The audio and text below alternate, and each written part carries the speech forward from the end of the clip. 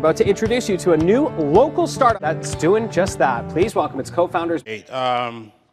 Now it's time for Mr. X.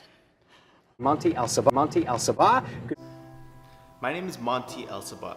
I'm a co-founder and VP marketing. How is this different? And it really, yes. Yeah. Maybe you could explain how it is different. Okay, so why don't we walk you through the whole process here? Imagine, and he was telling me this. I'm working on something big. I want to tell you about something. Working on something big. We were always talking about this stuff and never really kind of got around to it. And so he finally told me, and always been really impressed with him. He's very smart, very intelligent, very honest, straightforward. But I really like the fact that he was willing to help people. He was a giver. I'm really into giving. Like as you heard earlier, and so that's what this guy is really good at. So today he's going to be giving you some knowledge on one of the hottest things out, which is cryptocurrency. So, ladies and gentlemen, Monty El Sabah.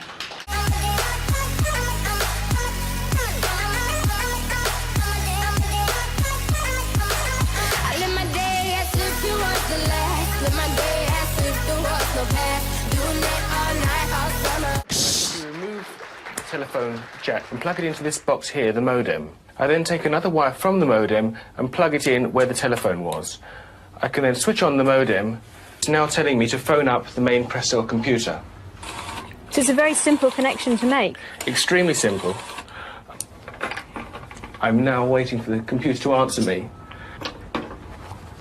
And things are starting to happen. Things are starting to happen. Why did you buy a computer?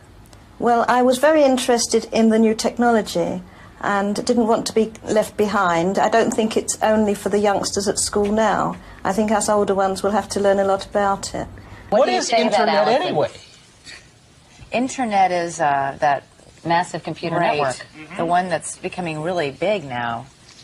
What do you mean? That's big. How does one? What do you write to it like mail? No, a lot of people use it and communicate. I guess they can communicate with NBC writers and producers. Allison, can you explain what Internet is? The world is in financial disarray. Currencies failing, economies in wild flux, jobs being lost.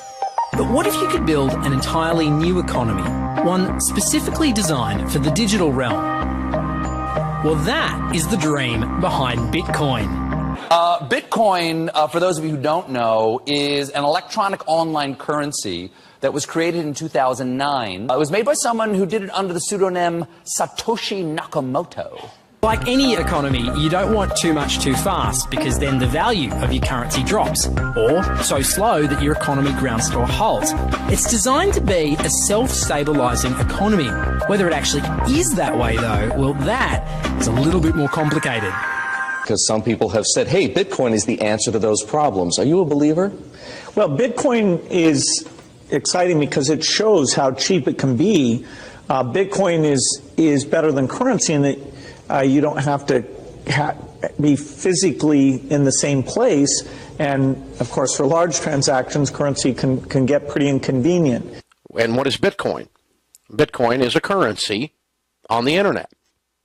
I sent 100 euros worth of Bitcoin from here in Tokyo directly to you guys through this camera, through the network, through the TV, right into your home. If I had tried to do that, send you the money with a traditional bank, it would have taken several days and probably cost 30 euros.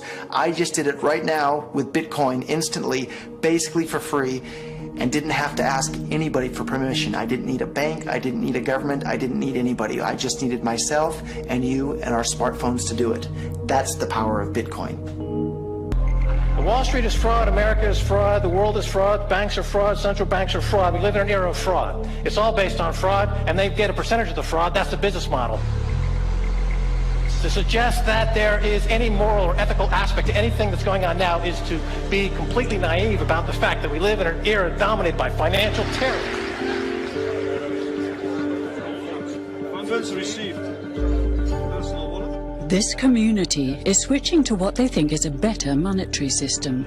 A system in which banks are no longer needed because payments could be made directly from one person to another. Bitcoin is fundamentally different because in Bitcoin, you don't owe anyone anything and no one owes you anything. It is not a system based on debt. It is a system based on ownership. And no one can censor it, no one can seize it, no one can freeze it. It's November the 2nd, 2008, just 6 weeks after the Lehman Brothers collapse. And all over the world, there are panicked debates about how to save the banks. Then, on a little visited web forum for cryptographers, a document appears in which a completely new monetary system is proposed.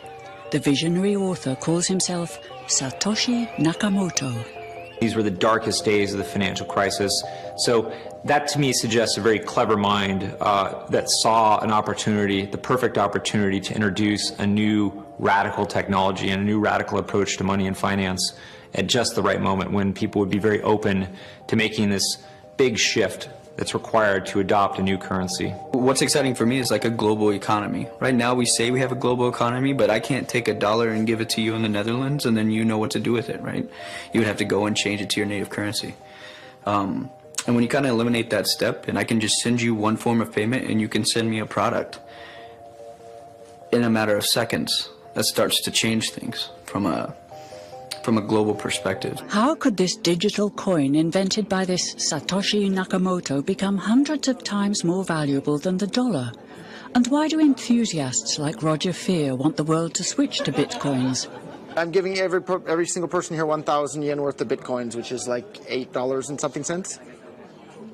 Back in the early days, you know, I'd get phone calls from my buddies. Oh, hey man, I lost 10,000 bitcoins because my computer blew up, right?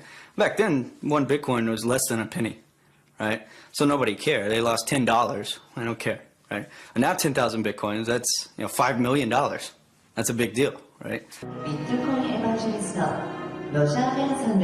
I think a lot of people are underestimating the way in which Bitcoin and the blockchain are going to change the power structures in society in general. I mean, I grew up in the U.S. and I see all these people like, yeah, nuke everybody in the Middle East and kill them all. And then they have the former Secretary of State Madeleine Albright on 60 Minutes, one of the most popular news shows in the U.S. And they asked her, they said, like, there's reports that more than 500,000 Iraqi children have died as a direct result of U.S. sanctions.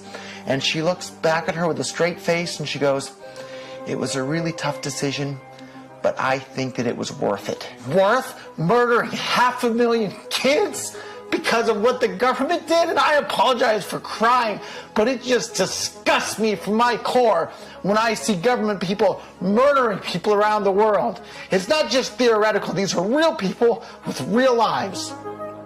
And it's real people, and Bitcoin has the power to undermine everything they're doing to people around the world. And I'm sorry for shouting, but it just disgusts me what these people in government do. And they do it through central banking and through the control of the money supply, and Bitcoin takes that away from them.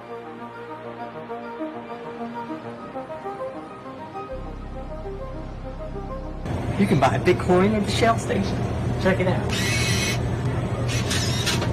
Good. Got $2. Hit finish. Oh. $2 Bitcoin. Just like that. From this machine. I just turned cash into digital currency. So thinking that it's too late to get involved in Bitcoin is like thinking it's too late to get involved with the internet or too late to get involved with using a cell phone. Like, it's not too late to get involved in Bitcoin. If Bitcoin becomes really popular all over the world, Bitcoins are going to have to be worth at least tens of thousands of dollars a Bitcoin, if not hundreds of thousands of dollars per Bitcoin. So thinking it's too late to get involved with Bitcoin is like thinking it's too late to get involved with using the internet. Of course not. Like, it's ubiquitous in our lives, and Bitcoin's going to become ubiquitous in our lives as well.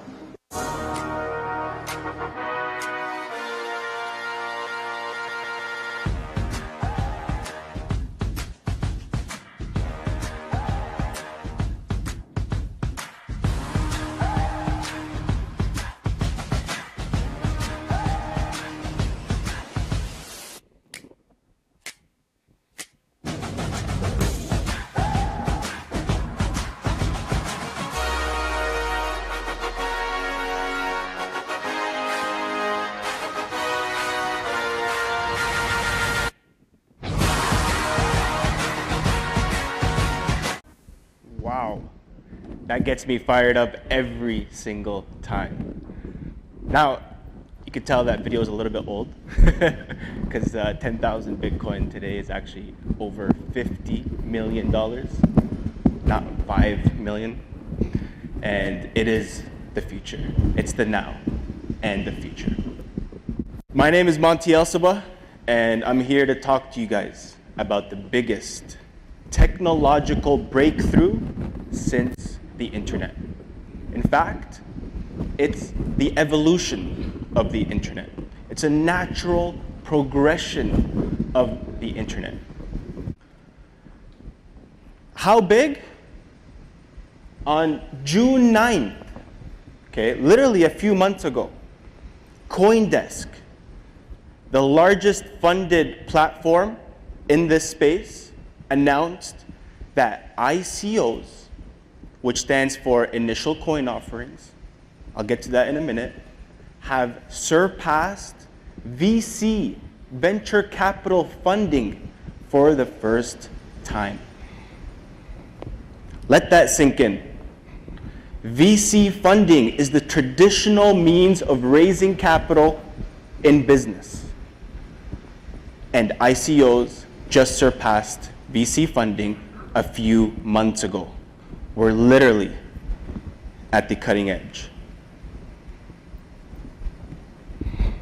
It's a little finicky. Let's put that into perspective. All right, let's take a look at the world's money for a second. Now, all of money, $83.6 trillion. Huge amount of money out there, huge, okay? And this was actually also a few months ago. So we can't even keep up with these charts, okay? Bill Gates is just under 90 billion in terms of net worth at 86 billion. And when this chart was produced, literally 2 months ago, all of cryptocurrency was valued at $100 billion. Okay? 2 months later, today, it's actually $150 billion. Okay? It's exploding. Exploding. Bitcoin alone, I had to redo this screenshot yesterday because it skyrocketed to over $5,700 per Bitcoin. Okay? He was talking about how he just gave out 1,000 Bitcoin to everyone in that video. What's 1,000 times 5,700?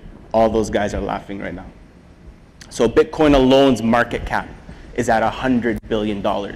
And there's many cryptocurrencies out there. All right? So we're looking at around $150 billion today and growing faster than anything we've seen. Faster than the internet. Faster than mobile. And it's going to continue. Andreessen of Andreessen Horowitz at Coin Summit announced Bitcoin is like the internet in 1994. For those of you that don't know Andreessen, he was at the cutting edge of the internet. At 23 years old, he IPO'd Netscape. Okay, one of the first browsers that was built on the internet. He later sold that a few years later for $4 billion. He wasn't even 30 years old at that time.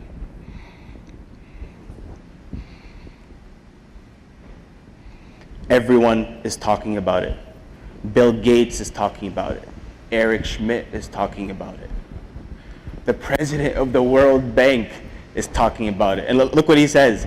He's like, blockchain must not be used to exploit. You can't stop it. Okay? There's no stopping cryptocurrency. There's no stopping the blockchain and the innovations that are happening on the blockchain. And I'm here because my mission is greater than my fear. Okay? And so I'm stepping out of my comfort zone. Okay? I'm stepping out of my comfort zone because this mission is going to change people's lives. It's going to help a lot of people. Still, more than half of the global population are not even connected to the internet. So imagine the ability to bring microfinancing, currency, straight to their mobile phones. Okay, no government required, no bank account required, just a cryptographic private key, and literally you can use a QR code or a cryptographic key, which is just a bunch of letters and numbers that's completely secure. So I truly believe that blockchain, okay, specifically blockchain, not Bitcoin, not any other cryptocurrencies. And although they might have a significant impact, it's blockchain that's going to change the world. The same way the internet changed the world, right? Netscape didn't change the world. Sure, it was a first mover. Sure, they got a lot of traction and they made a lot of money, but it was the internet that changed the world. And I believe blockchain will do the same. So, 3 things at the end, which is tomorrow. This is part 1 of 2. This is an introduction. So for tomorrow, I have 3 things. 3 things tomorrow. First is a confession. It's a confession that I'm making for the first time on stage publicly. Not even my wife knows about this confession. Okay, you guys are gonna hear it first. Second, an opportunity. I know there's a lot of people who are trying to figure out how to navigate this space, trying to figure out how should I get in? Should I mine? Should I buy and hold? Should I trade? Should I partner? So there's an opportunity for you to get involved in this space at the end of tomorrow's presentation. So make sure you're here. And third, a giveaway. You get a giveaway, you get a giveaway, you get a giveaway, everybody gets a giveaway. Oprah kills me with that. And so it's a real giveaway, okay? Something of value. Imagine Satoshi Nakamoto on stage in 2009 saying, I'm gonna give away some Bitcoin. How much that would be worth today, right? Just imagine that. So like Greg said, I'm a giver, and I believe in giving value because my mission is to help people, is to change people's lives, is to change the world. So some housekeeping, just so I get a better idea of the audience. Who here has heard of Bitcoin? Hands up. Pretty much everyone. Good. Expected. What about blockchain? Good. Majority. What about Ethereum? Excellent. Now, some more housekeeping on mining, okay? Because mining cryptocurrency is actually a thing. You can actually mine cryptocurrency in the technology sense of mining. So who knows what an ASIC chip is? Good, small amount of people. So there are a few different actual hardwares that you can use to mine these cryptocurrencies, okay? It started with a CPU, which is just like your computer. It then evolved to a GPU, okay? People started to realize that your actual graphic card has more hashing power, and I know you might not know what that is, but basically a faster way of completing transactions in an algorithm. And then it evolved to FPGA, which is basically like you can program all these microchips to do what you want, and then ASIC. And I actually, I met with the creator of the ASIC chip last week. So that was a really cool conversation. And ASIC servers, you buy them, you stack them, and you program them, and they just mine Bitcoin all day long. I actually know one of the first miners in the world who started with ASIC chips, and obviously he's killing it. What about the Merkle tree? And I put Angela Merkel's tree up there just so you guys don't get confused. Who knows about Merkel's tree? Okay, very few people. Okay, that's okay, because it's very deep into the technology once we get into Merkel's tree.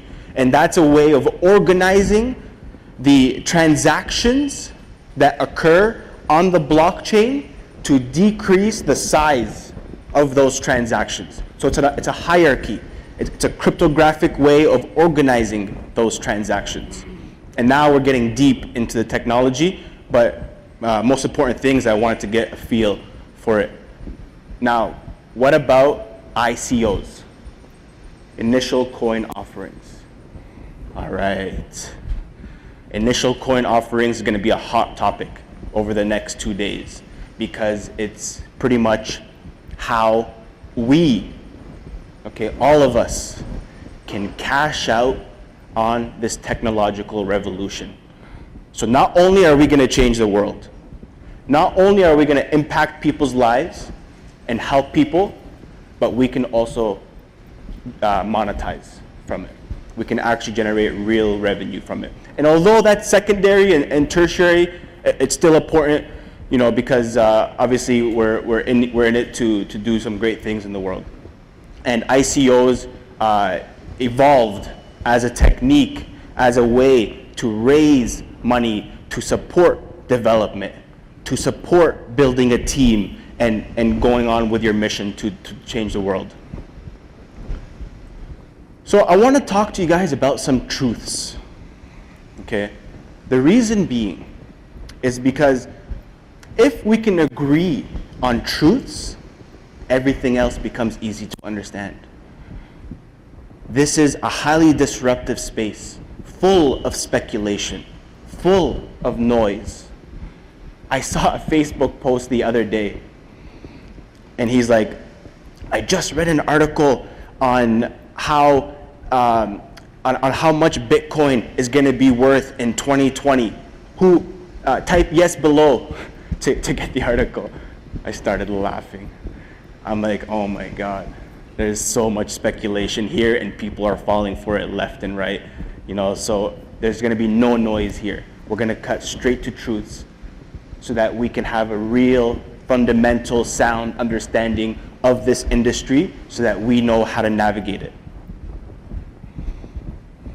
All right? No matter how you want to position it, our current economic structure is centralized.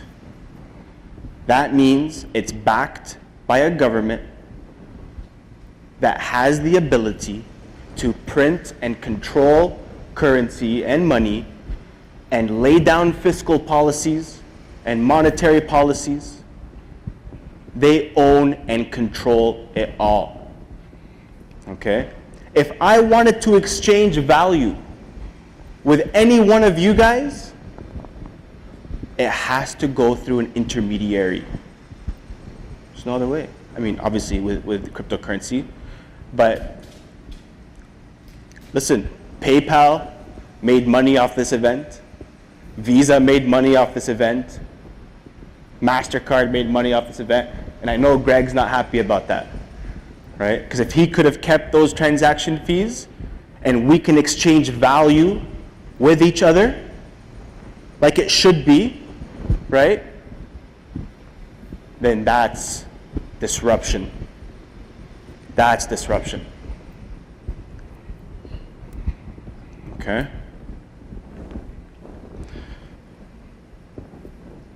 Let's see where we are. Oh, and by the way, those accounts that are sitting in those bank accounts, right, which we had to go in and create, they have our names, they have our address, they know everything about us, they know how much money is in there, they can report that to the IRS, they can report that to whoever they want, they can even block us from that money. Okay? I know some people have been blocked out of their PayPal the same way I have many times as an internet entrepreneur and an affiliate marketer. That's ridiculous. Okay? And more importantly, it's all fiat. It's zeros and ones on a computer screen that's in those accounts.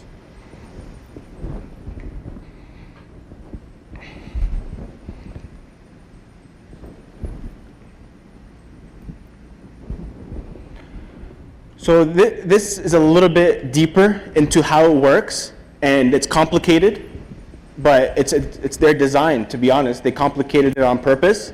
You know, you basically have the Federal Reserve that prints the money. All right, they literally just they own and control the printing press. They can print money all day long. Okay, that money is then issued to commercial banks as loans with interest, and the U.S. Treasury sells bonds, right, to increase that supply. And then, of course, you have the U.S. Congress and the U.S. Treasury that has some influence on how all of that works. And then the hope is that that infiltrates the economy and that it trickles down into growing businesses and healthcare and education. Okay? And that's how that economy has been structured.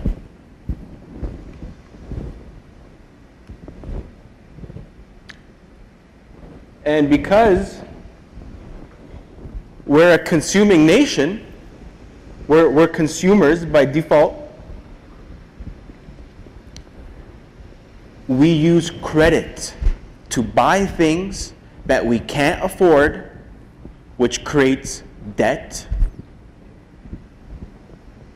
which then creates economic cycles. That's why we have short-term debt cycles, long-term debt cycles. Okay, and that's obviously why we have recessions and corrections and depressions. All right?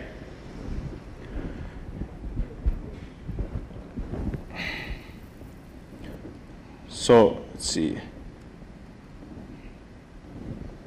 They introduced a quantitative easing program after 2008. Okay, they said, holy shit, we're in a recession. What do we do? Well, let's artificially print more money. They had QE1, and then QE2, and then QE3, and then after 2014, they're like, okay, we just gotta stop this. This is crazy, right? $12.3 trillion was artificially printed to try and get us out of that recession. That's 2008 to 2014. And that's sort of how, you know, they designed it, right? To trickle down to the consumers, right? So it's a plutocracy pyramid, central control, top down, right? Trickle down. And so my question is, look at this. We rule you, we fool you, we kill you, we eat for you.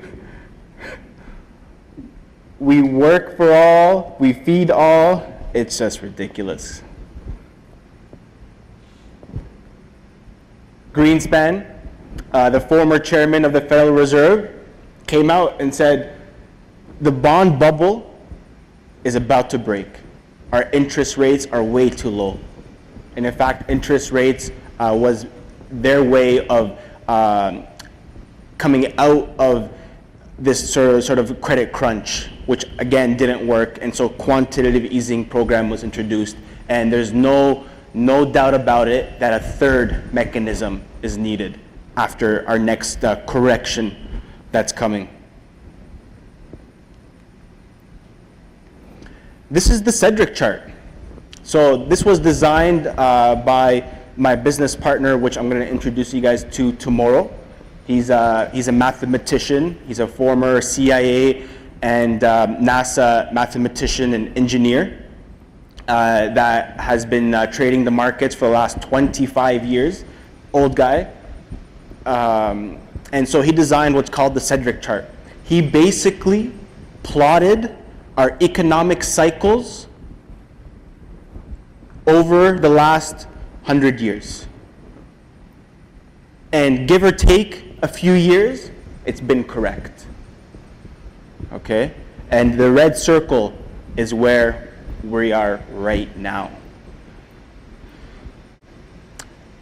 Obviously, that bottom point right there is the absolute worst times that we'll ever see.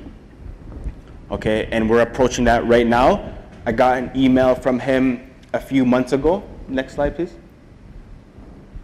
He said, Monty, I was digging into the S&P 500, and I'm looking at the Cedric chart. It looks like we're in an uptrend right now, but that correction that we've been anticipating and optimizing our algorithms for is about to happen. So we need to prepare for it. I was like, Ron, what do you mean? What does that look like? He's like, well, check your email. I sent you the chart.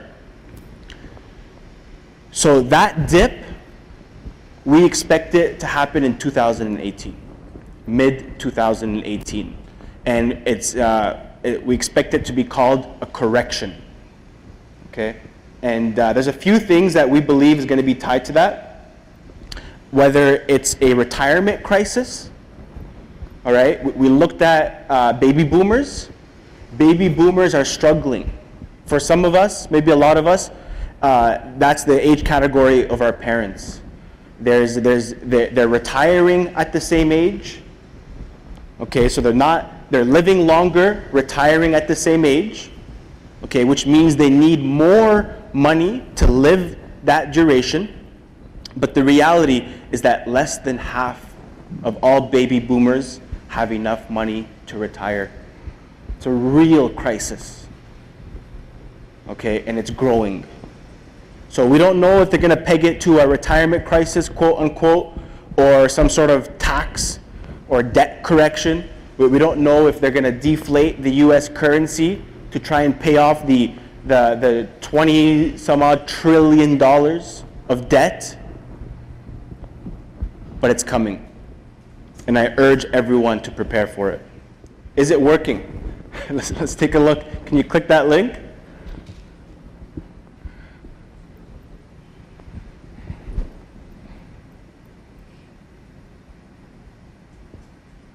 Is it up there? Okay. The real-time U.S. debt clock. Look at how fast it's rising.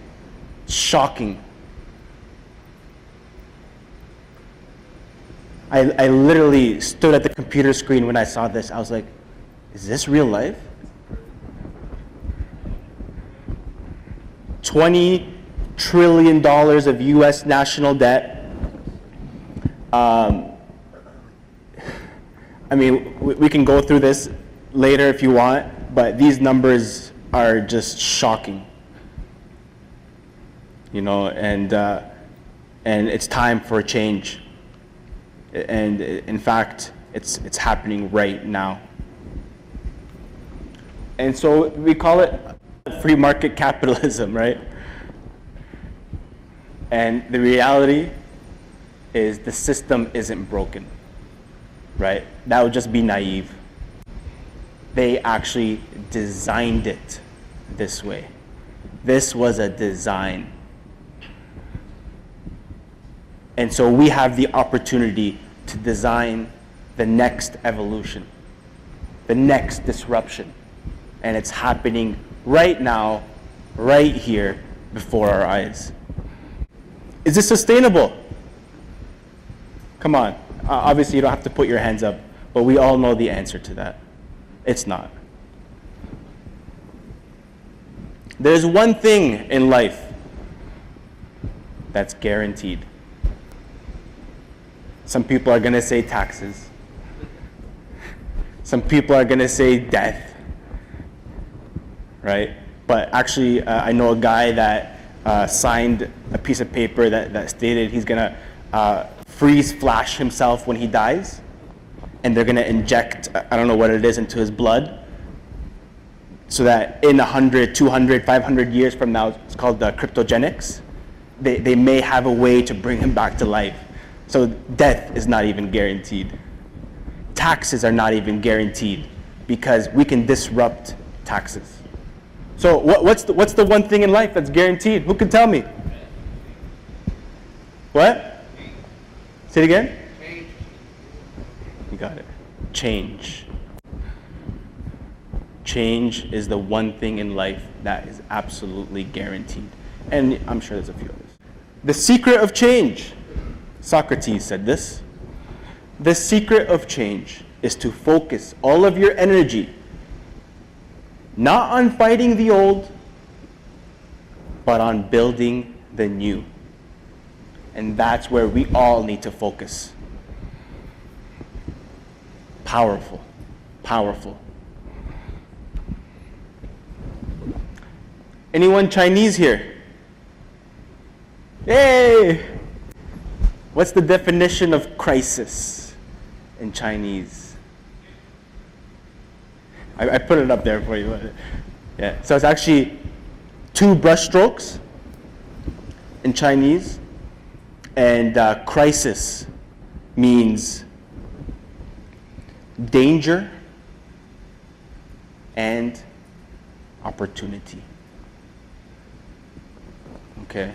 And we have a crisis on our hands. And so if we think about that, there's danger happening, but there's also an opportunity. With a technological breakthrough, economy, currency is going to be the first to get disrupted. And it's actually a trust shift. We went from trusting our governments, trusting our banks, trusting the people who write our monetary policies. And I don't know about you, but I didn't see $1 of that $12.3 trillion quantitative easing program. It's not recorded anywhere. It's not transacted anywhere. Why couldn't they send it through the blockchain to each and every single one of us? Right? And it's happening from institutions to individuals. So what's the significance? What's the significance of this date? Who knows how important this date is? Someone tell me? Say it again? Right. Satoshi Nakamoto on January 3rd, 2009 created the Genesis block. Okay, the very first block for Bitcoin. We don't know who Satoshi Nakamoto is. Okay, he was active on Bitcoin Talk, the forum, and you can actually go back and see his posts. But one day he just disappeared. He vanished. He was probably like, holy shit, it's actually working, you know, and I need to go hide. Nobody can know who I am because, I mean, look at what happened to the WikiLeaks guy, right? Look at what happened to a lot of these guys that are trying to come out and disrupt the way the traditional system works. So he's gone. You know, some people came out and said, hey, I'm Satoshi, you know, but there's been no mathematical proof of anyone coming out with the keys to the Genesis block and actually showing that in the public, right? So, and that's okay because, you know, there shouldn't be a king or a leader or a creator, right? That's okay. Everyone's okay with that, to be honest, because it's you know, it's running, it's working, and he proved the concept. So The Bitcoin Genesis block is, it's funny because if you look at the Genesis block and you dive deep into it, it's actually the headline of the article on that day, written into the Bitcoin Genesis block. Chancellor on brink of second bailout for banks. All right? So again, he bridged something that happened in real life with a newspaper headline into the blockchain, wrote it in the Genesis block, and off we went. I laugh every time I see this because we're evolving. You know, our backs are starting to shrink.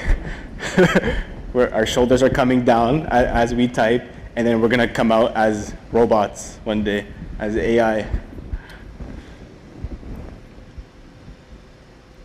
So math plus the internet created programmable money. How amazing is that? We can actually program our own money. A little bit of code, a little bit of innovation, a few lines of Python. We have the ability to program our own money. And so this is sort of what a blockchain looks like. The bottom half is sort of smart contract based with Ethereum. The top half is a traditional blockchain. I don't want to get too much into the details of this because it's very deep, but essentially a blockchain is a series of transactions that are recorded and verified one after another, distributed across a network of nodes all over the world, so you actually can't even manipulate it. You can't hack it. There is a technique, to be honest, and that's just, again, basic math, but if you control 51% of the hashing power, you have the ability to manipulate the blockchain, but that's not happening. All right, so I just wanted to throw that out there.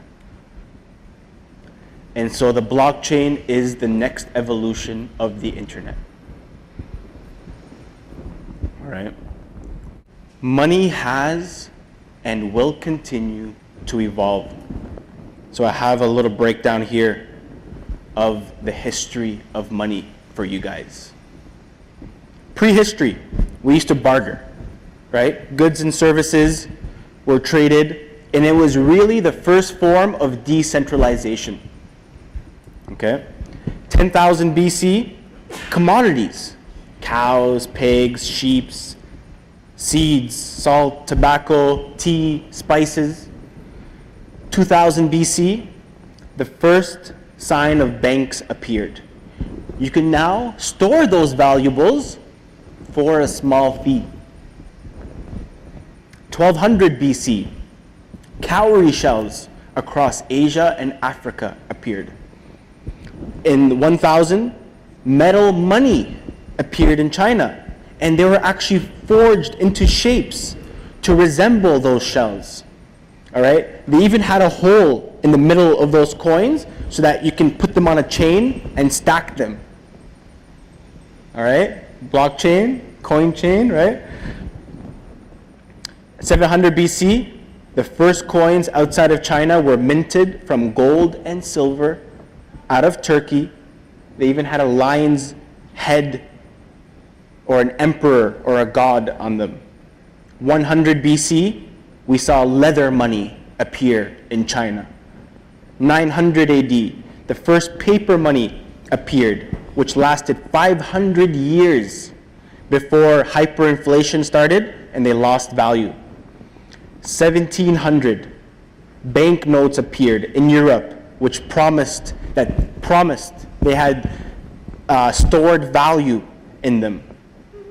Okay, 1816, the gold standard in Europe, and 1900, we saw that in the US, and ended with the Great Depression of the 1930s.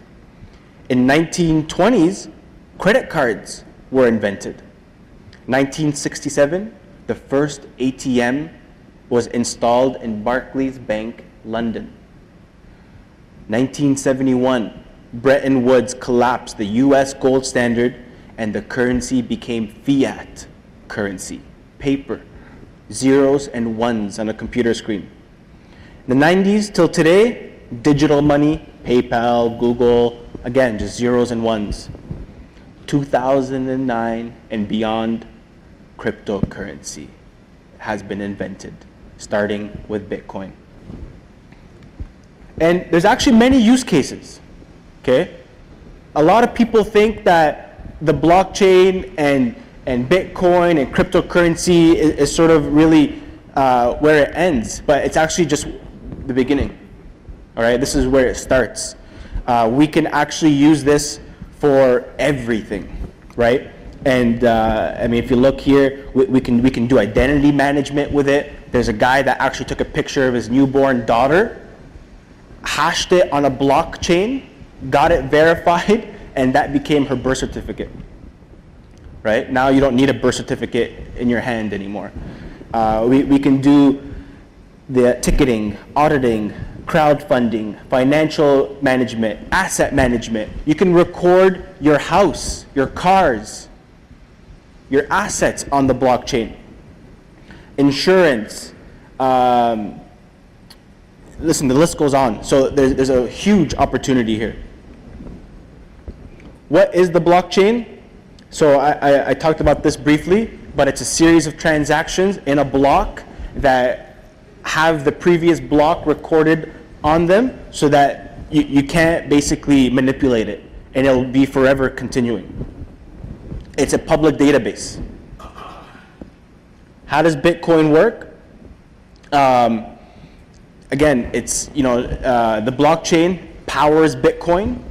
Okay, so if I wanted to send someone here some Bitcoin, we put that on the blockchain. And by the way, Bitcoin has a 10-minute interval right now. 10 minutes. If you ask me, way too long.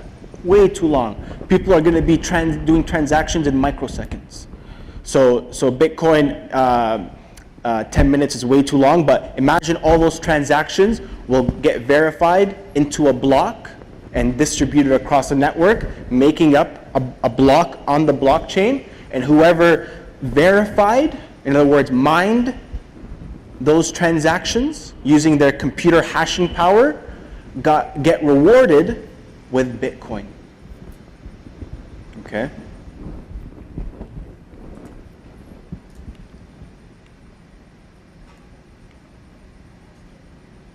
Is it safe? Is it secure?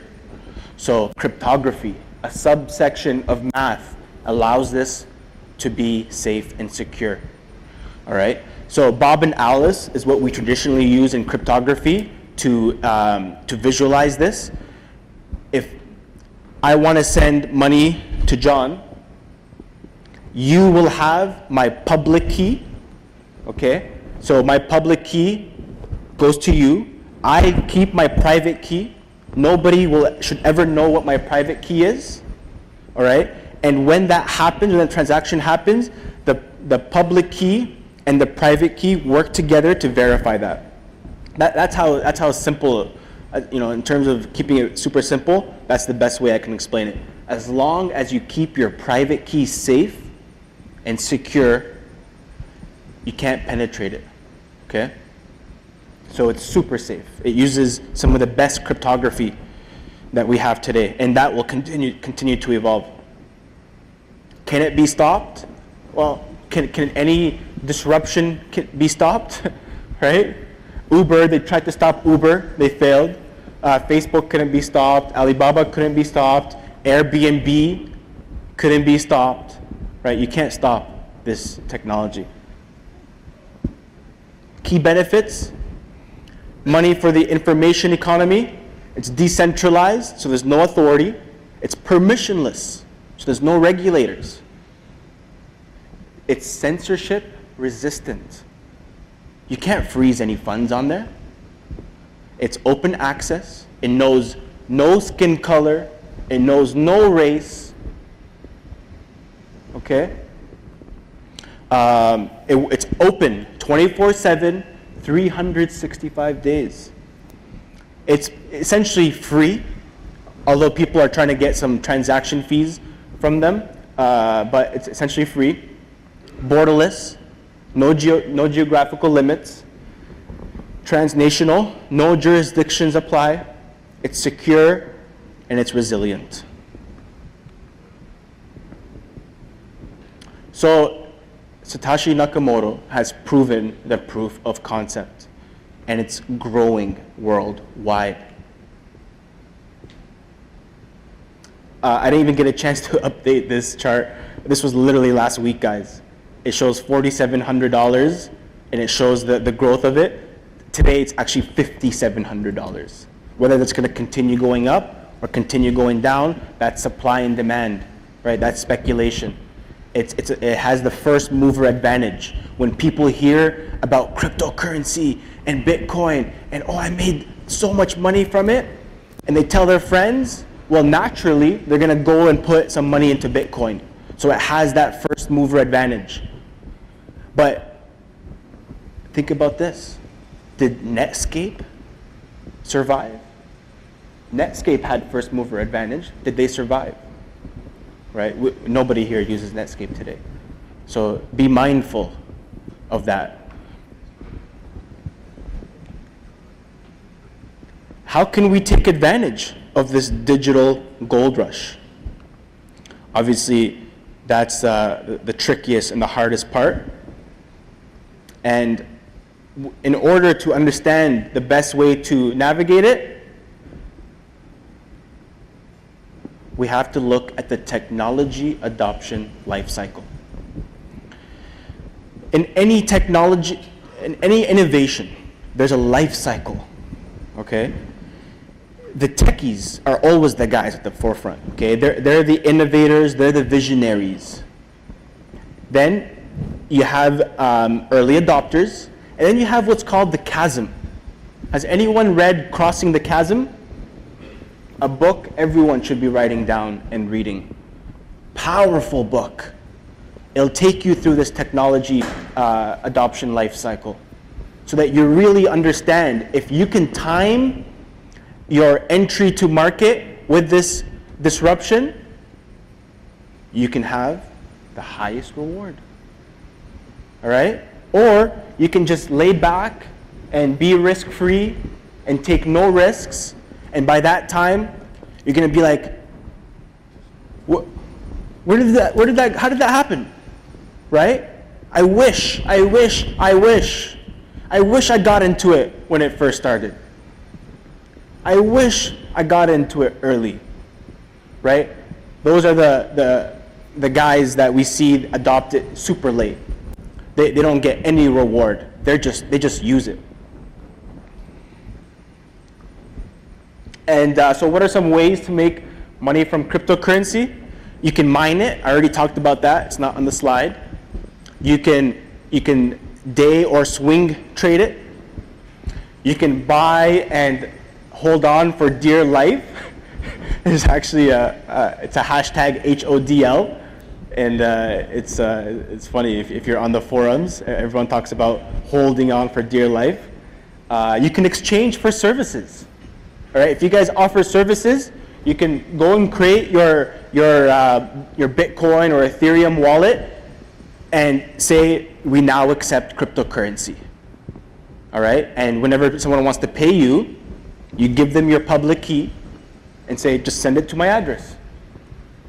You can start to get paid in cryptocurrency. And because it's evolving so fast, that value may or may not rise, right? I'm not going to be one to say it, but I know I'm going to be one to take advantage of it. ICOs, all right? By far the biggest opportunity to cash out on this, by far, all right? Initial coin offerings, the equivalent of a pre-IPO, initial public offering. It's a way to raise money to help your development, to disrupt, to build technology, to build fundamentals, to grow a team, to be a part of a mission on this technology.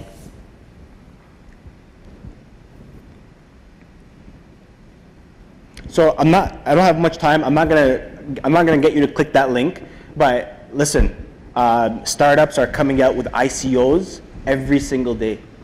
A lot of fluff out there, but also if you sift through all the noise, there's a lot of valuable ones. All right? So it's very important you know and understand how to navigate this space. All right? And it's a trend. All right? With any trend, there's room to capitalize on that trend. Look at what happened with acai berry. You know, we're all internet entrepreneurs and marketers here. Skin cream, muscle, diet, and now cryptocurrency. We all should be taking advantage of this trend. We all should be capitalizing on it. And so, would you rather collect, control, and influence, or arbitrage? Okay? That's the truth. Affiliate marketing is a way of arbitrage. It's literally the very bottom of, buying traffic, tracking, and selling for a margin. Who has more power, more influence, and obviously more wealth? The guys who created Google, Toby, who I know, and is a few blocks away from me, back home in Ottawa, created Shopify. Jeff Bezos, who created Amazon. Or is it the guys that run the affiliate marketing campaigns and run the e-commerce stores and run, selling things on those platforms? So tomorrow, I'm going to talk about how you can get involved and actually own a piece of a cryptocurrency, something that we've been working on, and a piece of that ICO, because it's happening right now and you don't want to miss it. Thank you.